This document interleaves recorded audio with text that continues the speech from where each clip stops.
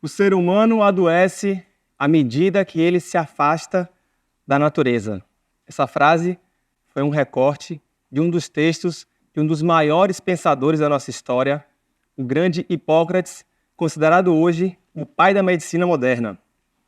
Naquele tempo, Hipócrates trouxe esse conceito que foi bastante revolucionário, num tempo onde as doenças estavam relacionadas a punições e sobrenaturais, os deuses eram os responsáveis pelas doenças. Ele foi o primeiro a falar, não, a doença do homem está relacionada ao meio ambiente em que ele vive e ao seu estilo de vida. De lá para cá, muita coisa mudou. Entramos na era industrial, o progresso chegou a custas de muitos desastres ambientais.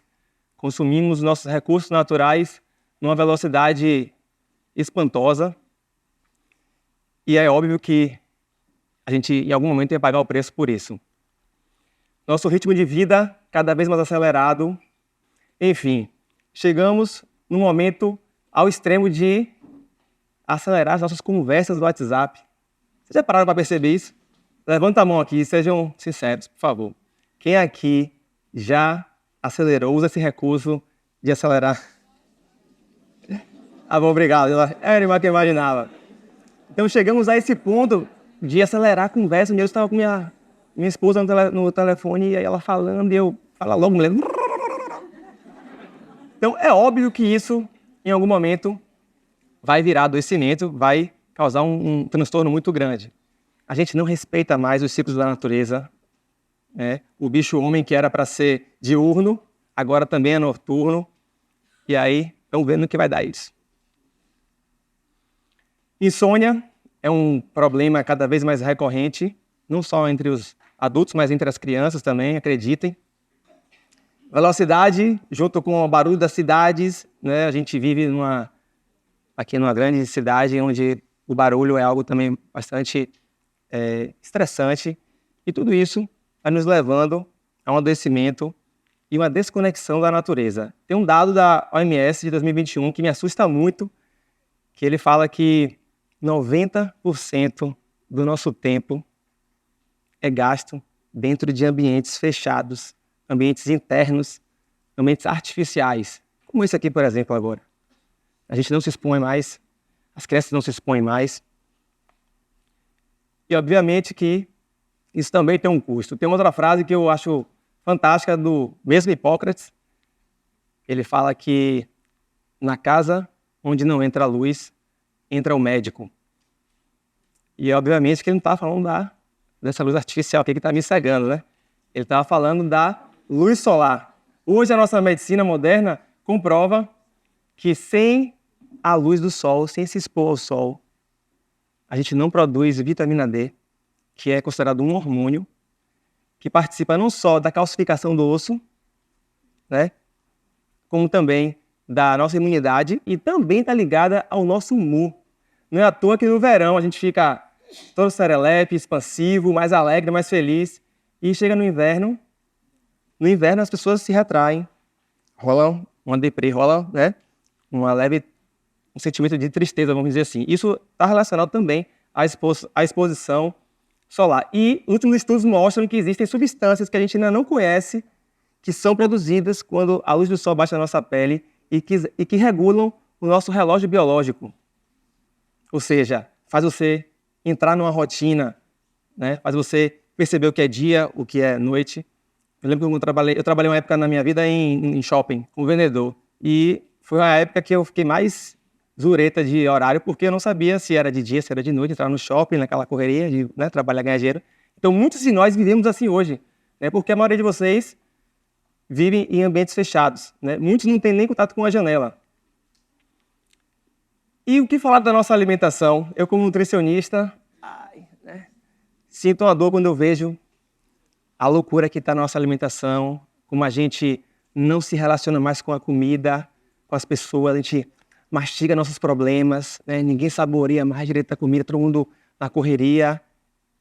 alimentação cada vez mais conveniente, hedônica, pobre em sentido, né? Pobre em valor nutricional, mas muito açúcar, prazer, né? Vazio, preencher esse vazio.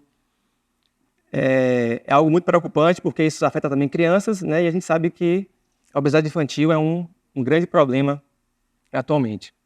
Eu sou pai de 3 filhos, quem é pai aqui na plateia sabe o quanto é difícil para a gente criar os filhos, nossos filhos.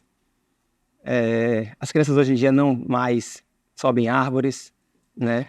Não tem amarelinha, não tem pega-pega, polícia ladrão, não tem mais nada disso. É tela, a criança está agoniada ali, meu filho, toma aqui, assiste aqui um videozinho, tal, dá um tablet no negócio, né? Mas os estudos mostram que isso está devastando com o desenvolvimento infantil, aprendizagem. As crianças estão tendo dificuldade, não só atraso na fala, atraso cognitivo, atraso também motor. As crianças não conseguem mais perceber os sentidos, né, e ficam ali alienadas, congeladas. Obviamente que isso também traz grandes problemas, não só de saúde física, como a obesidade, por conta do sedentarismo, como também da saúde mental das crianças, né? Os adolescentes, as taxas de suicídio entre jovens é algo assustador. Mas vamos lá, vamos parar de falar de doença, vamos mudar as lentes, como a gente enxerga o nosso mundo, como a gente se relaciona com as pessoas, conosco e com a natureza. Tem um autor que eu sou fãzaço, o nome dele é Richard Louv. Ele é um jornalista americano. Ele foi o primeiro a trazer um conceito que eu acho fantástico e que eu acho que é super atual. Ele fala que as nossas crianças estão vivendo um transtorno de déficit de natureza. Então, muito do que vocês veem aí como déficit de atenção, criança com mau comportamento na escola, né, criança que não foca, hiperativa, isso pode estar relacionado ao afastamento da criança com a natureza. As crianças não interagem, mas não saem, né, de suas casas. A gente tem um grande estudo acontecendo, que é um estudo baseado na pandemia, das crianças da pandemia. As crianças não estão tendo facilidade em se relacionar. A criança pega o brinquedo, se isola e é um Deus nos acuda para você depois contornar isso. E ele traz nesse livro a última criança, anotem esse livro, A Última Criança da Natureza. Ele traz milhares de pesquisas mostrando como o distanciamento das crianças e dos adultos também estão relacionados à dificuldade de foco, de atenção, dificuldade de relacionamento, né, dificuldade de desenvolvimento cognitivo, criatividade. Essa criatividade é esgotada quando você entrega para sua criança uma tela, né? A natureza, fonte criadora, inesgotável de todas as coisas, né? Maior fonte de criatividade que existe. A gente está desperdiçando isso e achando que a gente tem que evoluir para a tecnologia e vamos dar tablet no nosso filho, botar em escola trilingüe e não sei o quê, quando os estudos mostram que o mais importante é a gente voltar para a nossa mãe natureza, a gente resgatar esse sentido, esse vínculo. Tá, mas aí vocês estão já pensando, Daniel, pera aí, eu vou ter que voltar para o meio do mato, voltar para a roça, para cuidar, criar os meus filhos, para ter saúde. Calma que não é bem assim, tá? Eu convido todos vocês aqui a, de forma criativa, nós encontrarmos formas de nos reconectarmos com a natureza, né, de nos reaproximarmos, porque só assim a gente vai ter uma saúde plena, tanto física como mental. Eu acho que todo mundo aqui tem uma relação, deve ter ou já teve alguma relação com algum animal, né? Sobretudo com cachorro, com gato. Se vocês forem olhar o quanto que cresce o mercado pet no mundo, vocês vão ficar assustados. Alguns psicólogos falam que existe uma solidão, constata-se que existe uma solidão muito grande de pano de fundo na nossa cultura. E que essa solidão pode estar, dentre vários fatores, né, que é multifatorial, pode estar relacionada à nossa solidão como espécie. A gente domesticou tudo, modificou tudo, dominou tudo, nos afastamos tanto da natureza que hoje, inconscientemente, ou mesmo negando, nós resolvemos trazer isso para dentro de casa. E você ter um pet é uma das coisas mais... uma das relações mais profundas, né?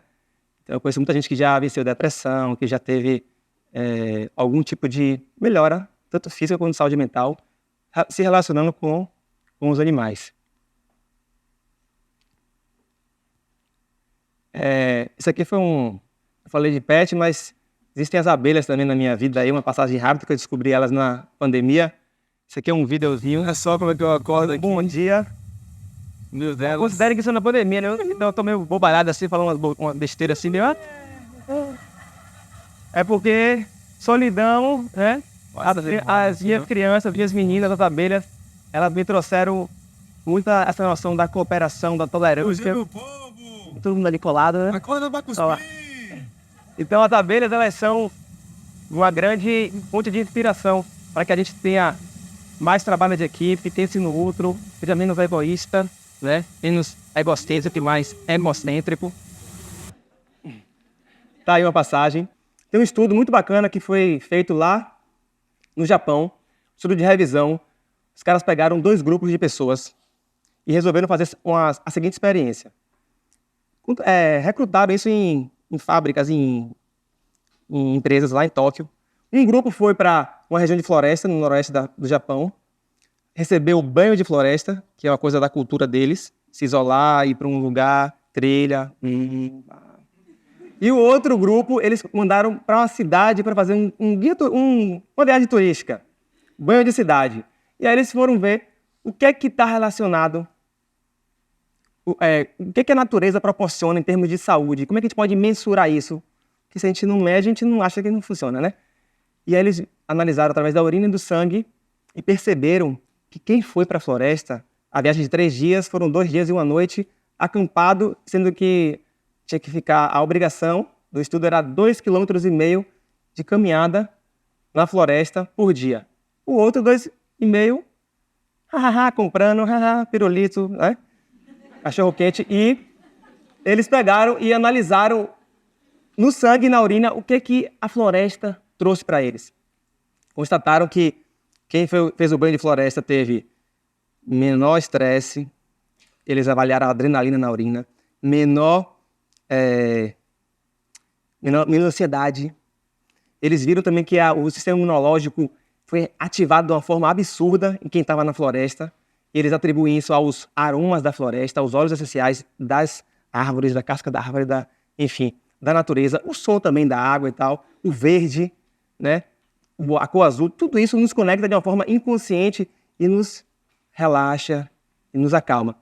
E aí viram tudo isso através desses exames. E aí vamos lá, vamos ver o que teve na turma da cidade. Não teve nenhuma alteração. Não piorou também. Mas não teve, quer dizer, poderia ter investigado melhor, mas não teve nenhuma alteração, comprovando de que o banho de floresta pode sim ser terapêutico. E aí ele sugere que a gente faça isso com a frequência de 30 dias, a cada 30 dias, porque ele avaliou, além de avaliar durante a viagem, ele avaliou 7 dias depois, a pessoa já em casa, e 30 dias depois, a pessoa já em casa, na sua vida normal, ele ainda viu que os parâmetros ainda estavam reduzidos. Ou seja, uma viagem de 3 dias, que é um final de semana, um feriado, em vez de você fazer uma orgia gastronômica e no shopping torrar dinheiro, você pode ir para um lugar no litoral norte aqui, né, um lugar de praia, de mato, se conectar com a natureza e ter esses benefícios também, né, sem uso de medicações, pessoal. Isso que é o mais importante. E aí, voltando aqui para poder vamos dizer assim, essa pedagogia de reconexão com a natureza, uma coisa que eu acho fantástica é o mundo do surf. O surfista é o cara que está o tempo todo conectado com a natureza, porque ele tem que saber quando é que é a lua cheia, a maré, né? As fases lunares influenciam nas ondas, se está tendo vento, se não está tendo vento. Quem é do surf aqui sabe, está aqui dirigindo na paralela, vou dar uma quebrada aqui, vai para a orla, e aí você já olha aquele mar. Tudo isso, né, nos faz, de alguma forma, nos conectar. E você está dentro da água, pode ser qualquer atividade dentro da água, tá? Remo, nadar. É algo extremamente restaurador. A água é como um para-raio, ela puxa suas energias todas ali. E é uma forma também que eu encontrei de me conectar muito com meu filho. Então, já estava meio entrevado, e aí meu filho, eu vou surfar e tal. Eu falei, vamos nessa. Fui com ele. E a gente tem tido uma relação muito bacana, né? Eu tenho feito mais atividade física por conta disso. E é imensurável o retorno que a gente tem para a saúde, né? Não precisa a gente se trancar dentro de academia necessariamente, né? A gente pode fazer e deve fazer atividades ao ar livre. Outra atividade muito bacana que eu também experimentei recentemente foi a passarinhada. Lá na Sapiranga, litoral norte aqui da Bahia, eu fui com um grupo de amigos que pirou na pandemia e resolveram estudar botânica. Aí eu falei, massa, os caras eram do bar, da cachaça, e ele falaram assim, Daniel, vamos ali ver os passarinhos? Eu falei, bora. Aí cheguei lá, é uma trilha que você vai com como é o nome disso? Um binóculo, e aí você começa, tá o pássaro ali, tá o pássaro aqui, olha isso aqui, explorando. Gostei, me amarrei, levei as crianças se amarraram. Esse aqui é um brother também que quase enlouquece na pandemia, e que ele falou, eu falei, brother, tô sem dormir, tô mal, o que você tá fazendo? Ele, irmão, é do surf. Tô plantando, brother. Colhi. Plantando comida. Ele, fiz um canteiro. Calma. Fiz um canteiro agroflorestal na minha varanda e já colhi tomate, já colhi abóbora. Olha pra isso aqui. Ele mora ali na subida da Santa Cruz, ali perto do parque da cidade. Aí, quando ele mandou essa foto aqui, eu falei, fiquei com inveja, falei, pô, eu vou entrar nessa aula também. Aí que entrou a loucura das abelhas, né? Saí de uma e fui pra outra. O cara trouxe a natureza pra dentro da casa dele, um apartamento. Ele, brother, tô dormindo bem, tô massa, fico ali, eu boto a semente no outro dia. Tô um pouco ansioso, boto a semente num dia, no outro dia chego lá, já nasceu? Calma, não nasceu ainda. E aí, aos poucos, a gente vai se reconectando e a natureza faz o restante. Piquenique também é uma atividade que vocês podem fazer, né? Uma forma de se reconectar com a comida, com o alimento, sem celular, né? Curtindo ali, pode ser no pátio da sua empresa, no fundo de uma casa, no parque da cidade, Pituaçu. Não tem desculpa. Ainda rola pode rolar num clima, né? É algo muito romântico, tá? Que se fazia no passado. Resumo da ópera. Se você não tem tempo para nada disso, não consegue, tem uma última coisa que vocês podem fazer, que todos nós podemos fazer, que é pelo menos uma vez por dia. Uma vez por dia. Pode ser no nascer do sol ou pode ser no pôr do sol, tá? Só vou pedir uma. Que você pare tudo que você está fazendo, seu trabalho, se estiver no trânsito, e com o tempo do pôr do sol. Exercite esse estado de presença, de você olhar para o pôr do sol, agradecer. A gente precisa fazer esse exercício, porque a gente está sempre olhando o que está faltando. Agradecer pela sua vida, por estar vivo, e de você perceber que a natureza tem um ciclo, né? Que tudo passa e que muitas vezes a gente precisa somente dar tempo ao tempo. A gente precisa entender que a gente vive uma grande crise de percepção. Nós precisamos nos reconectar com a natureza e com nós mesmos. E não importa como esse reencontro aconteça. Muito obrigado. Salve a mãe natureza.